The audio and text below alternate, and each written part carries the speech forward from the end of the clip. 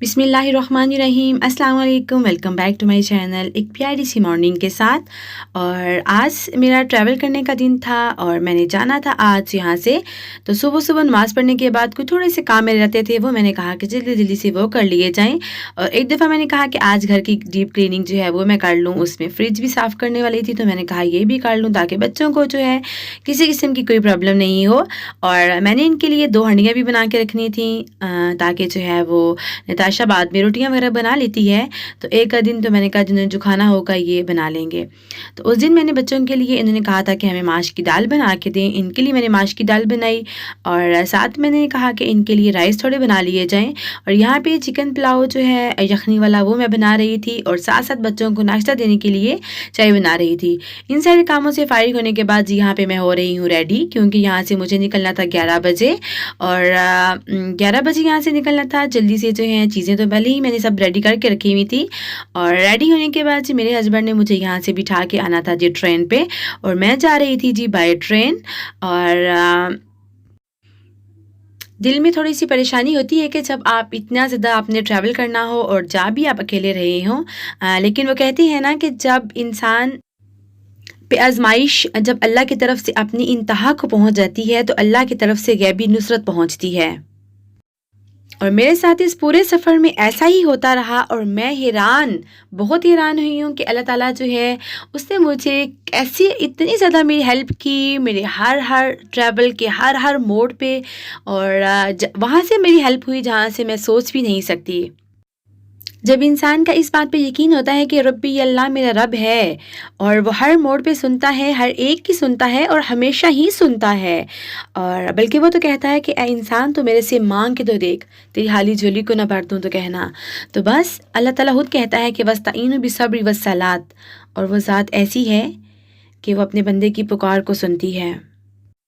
और अपने सफ़र की जो दास्तान मैं कहूँगी, एक यादगार मेरा सफ़र था, उसको सुनाने से पहले मैं कुछ आपके साथ शेयर करना चाहती हूँ। कभी मायूस मत होना, अंधेरा कितना गहरा हो, सहर की राह में हायल कभी भी हो नहीं सकता। कभी मायूस मत होना, सवेरा हो के रहता है, कभी मायूस मत होना। उम्मीदों के समंदर में तलातम आते रहते हैं, सफीने डूबते भी हैं। सफ़र लेकिन नहीं रुकता, मुसाफिर टूट जाते हैं मगर माछी नहीं थकता। सफ़र तय हो के रहता है, कभी मायूस मत होना। खुदा हाजिर है नाजिर भी, खुदा जाहिर है मंजर भी, वही है हाल से वाकिफ़, वही है सीनों के अंदर भी। वसीयत के अंधेरों में कभी तुम मांग कर देखो, तुम्हारी आंख के आंसू यूं ही ढलने नहीं देगा। तुम्हारी आस की घाघर कभी गिरने नहीं देगा। हवा कितनी मुखालिफ हो, तुम्हें मरने नहीं देगा। वहाँ इंसाफ की चक्की ज़रा धीरे से चलती है, मगर चक्की के भाटों में बहुत बारीक पिसती है। तुम्हारे एक का बदला वहाँ 70 से ज़्यादा है। नीयत होती है पलड़ों में, अमल तोले नहीं चाहते। वहाँ जो हाथ उठते हैं कभी हाली नहीं आते। ज़रा सी देर लगती है मगर वो देख के रहता है, कभी मायूस मत होना।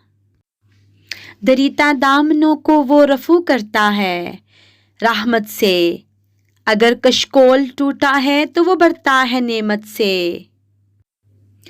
कभी अय्यूब की खातिर ज़मी चश्मा उबलती है, कहीं यूनुस के होंठों पे फरियाद जो उभरती है।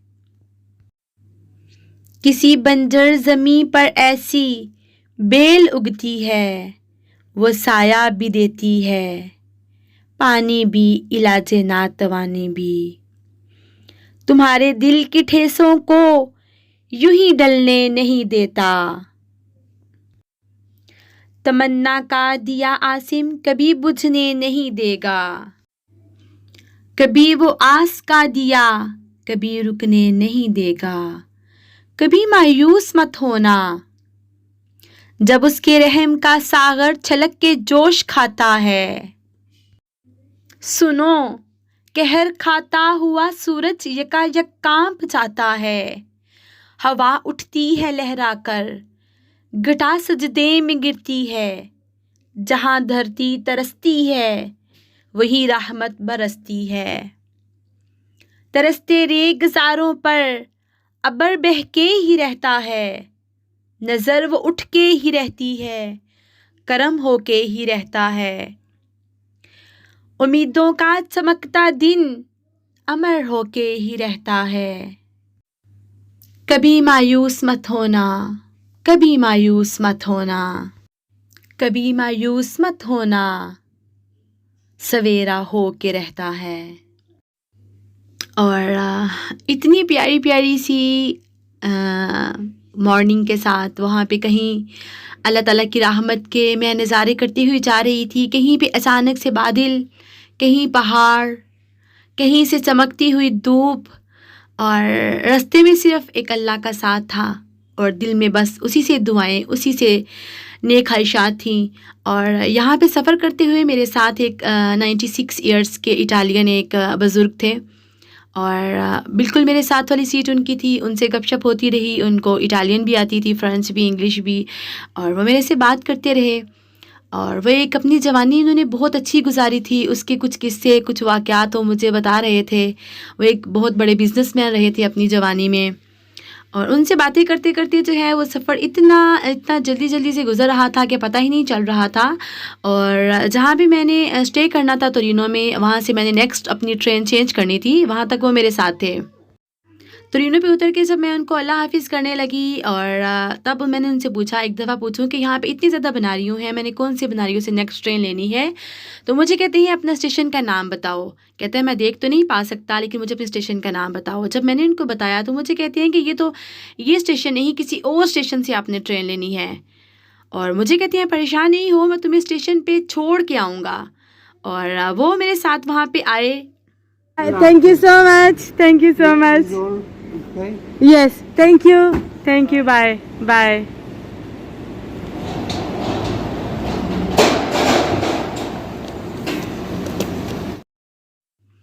मुझे कहते हैं कि इंसानियत भी कोई चीज़ है। और रात के अंधेरे में, रात के उस टाइम तकरीबन 12 बज चुके थे, तो कहते हैं इस टाइम यहाँ पे बस भी नहीं है दूसरे स्टेशन पे जाने के लिए, तो मैं आपको कभी भी अकेले ऐसे नहीं जाने देता। यहाँ पे कोई और भी होता तो इंसानियत के नाते जो है मेरा फ़र्ज़ बनता था।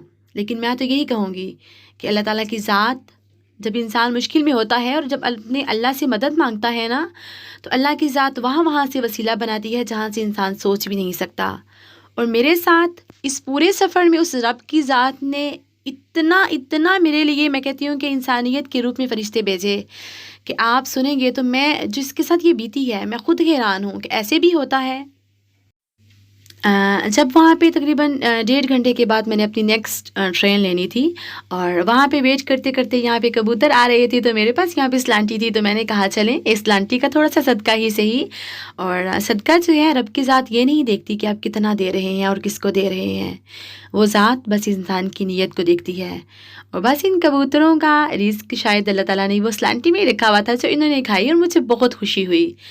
उसके बाद यहाँ पे मैंने अपनी नेक्स्ट ट्रेन ली, और नेक्स्ट ट्रेन का उस टाइम रात को बहुत ठंड थी, बहुत ज़्यादा सर्दी थी, और रात का ही ये सफ़र था, और मुझे 3-4 दफ़ा यहाँ पे ट्रेनें चेंज करनी थी, और टोटल मुझे इटली पहुँचते पहुँचते 5 ट्रेनें मैंने चेंज की थी, क्योंकि जो डायरेक्ट एक ट्रेन जा रही थी वो बहुत ज़्यादा कास्टली थी, तो फिर जो मुझे सूटेबल थी मैंने वही ट्रेन ली।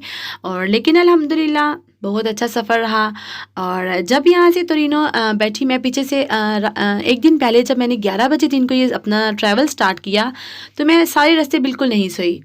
और यहाँ पे जब मैंने खाना शाना खा लिया और रात के तकरीबन 1:30 बज चुके थे, तो मुझे थोड़ी सी नींद आने लग गई। और मैंने क्योंकि यहाँ पे उतरना था पीज़े, और पीज़े से मैंने अपनी नेक्स्ट ट्रेन लेनी थी जिससे मैंने जाना था फिरेंज़े। और यहाँ पे तकरीबन 1 बजे मुझे नींद आ रही, तो मैंने कहा ये ना हो मेरी आँख लग जाए, तो मैं अलार्म लगा लेती हूँ मोबाइल पे। मोबाइल पे अलार्म भी लगा लिया, लेकिन मैं सो गई। और एकदम से सो गई। बैठे बैठे मैंने शूज़ उतार के साथ वाली सीट ढाली थी, उस पर मैंने अपने पाँव सीधे किए और मैं सो गई। 2 बजे का अलार्म लगाया हुआ था कि मैंने 2:15 उतरना है, तो 15 मिनट पहले उतर जाऊँगी, अपनी चीज़ें क्लोज़ कर लूँगी। लेकिन मेरी आँख नहीं खुली और अचानक से एक लड़का आया, उसने कहा एक्सक्यूज़ मी मैडम, ये मेरी सीट है और ये मेरी सीट नंबर है। एकदम से मैं हड़बड़ा के उठी और मैंने कहा ये कौन सा सिटी है? तो कहता है ये पिज़्ज़ा। मैंने कहा ओह माय गॉड, मैंने तो यहाँ से उतरना है। और ट्रेन जो है वो ज़्यादा से ज़्यादा 4 से 5 मिनट एक सिटी में रुक रही थी। जब उसने फिर आगे नेक्स्ट रोमा जाना था, उस लड़के ने जल्दी से ऊपर से मेरा बैग उतारा। मैंने शूज़ हाथ में पकड़े, जैकेट हाथ में पकड़ी और मैंने दौड़ लगाई बाहर। और जैसे ही मैं बाहर आई, ट्रेन ने अपना हॉर्न बजाया और ट्रेन चली गई। इट्स मीन कि अगर वो लड़का ना आता या वो मुझे सोता देख के साथ वाली किसी सीट पर बैठ जाता तो मेरी ट्रेन जो है ये मिस हो जाती और मैं पता नहीं पिज़्ज़े की बजाय रोमा और कहाँ पहुँच जाती। लेकिन वो रब की ज़ात थी ना, उसने मेरे लिए फ़रिश्ते बेच रहा था वो इंसानों के रूप में। वहाँ से मैं उतरी और वहाँ से तकरीबन 2 घंटे मुझे मज़ीद इंतज़ार करना था। फिर मुझे फिरेंज़े वाली ट्रेन लेनी थी और पिज़्ज़ा स्टेशन पे कोई एक बंदा भी नहीं था, क्योंकि रात के वहाँ पे तकरीबन 3 बज चुके थे, कोई बंदा नहीं था। और बस अल्लाह ताला को याद करते करते फिर मैंने फिरेंज़े वाली अपनी ट्रेन ली और ट्रेन से जब मैं उतरी उस टाइम तकरीबन परातों में सहरी का टाइम हो चुका था। और वहाँ पे उतर के सबसे पहले तो मैंने रब की ज़ात का शुक्र अदा किया कि या अल्लाह तूने मुझे इतना आसरा दिया, इतना सहारा दिया कि मैं अपनी मंज़िल के बहुत करीब पहुँच चुकी हूँ। फिरेंज़े से फिर मैंने अपनी परातो वाली ट्रेन ली और उसके बाद मैंने लेनी थी अपनी बस और बस में मैंने जाना था घर। और मज़े की बात ये कि जिस घर में मैंने जाना था वो मेरे हस्बैंड की एक फ़ैमिली का घर था। उनकी वाइफ़ जो है वो पाकिस्तान से रिसेंटली ही आई थी, वो मियाँ बीवी थे घर में और मैंने उनके पास जाना था। और मज़े की बात ये, वो घर कौन सा था? वो घर वो था जहाँ पे मैं लास्ट ईयर एक पूरा साल रह के आई हूँ। वो घर जब हमने छोड़ा तो फिर वो मेरे हस्बैंड के चूँकि दोस्त थे, वो अपना घर ढूँढ रहे थे, तो उन्होंने वही घर ले लिया। और उस घर में जब मैं गई तो वो पूरी सारे पिछले साल की यादें, वो सब मुझे याद आता रहा। और कितनी इंसान को मोहब्बत हो जाती है ना एक जगह से जहाँ पे हम कुछ टाइम भी रहते हैं। और जब ये मैंने परातों में आई तो यहाँ पे काफ़ी ज़्यादा लोग थे, क्योंकि सुबह हो चुकी थी आलमोस्ट और लोग जो हैं वो अपने जॉब वगैरह पे जा रहे थे। यहाँ पे वही खचाखच जो है वो ट्रेन भरी हुई थी लोगों से, और कोई आ रहा है, कोई जा रहा है। बस ये ज़िंदगी है, चल सो चल लगी रहती है।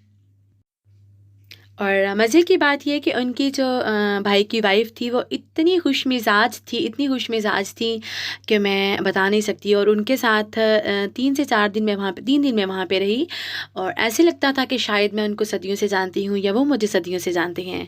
बहुत अच्छा टाइम उनके साथ मेरा वहाँ पे गुज़रा। और इटली में मेरे 3 से 4 दिन कैसे गुज़रे वो मैं आपके साथ अपने नेक्स्ट व्लॉग में ज़रूर शेयर करूँगी। और वहाँ पे जाके मैंने किन किन चीज़ों को मिस किया, किन किन बातों को याद किया, और मैं आपके साथ ज़रूर शेयर करूँगी।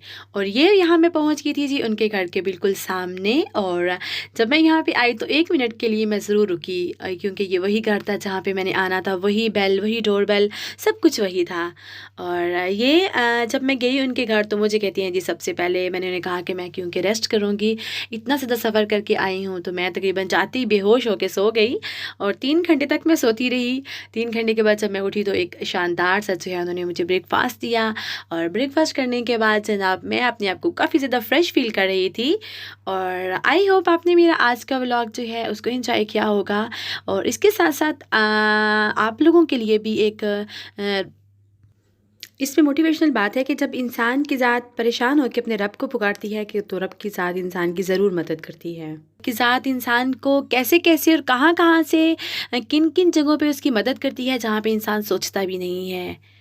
अपने आप को कभी भी तन्हा महसूस ना करें। अगर ज़िंदगी में कहीं भी आप परेशान हैं, परेशान हाल हैं, तो मत अपने आप को अकेला महसूस करें। वो रब की ज़ात है और वो सबका साथ देती है। बस वो रब की ज़ात देखती है कि इंसान कितना सब्र करता है, सब्र की किस इंतहा को जाता है।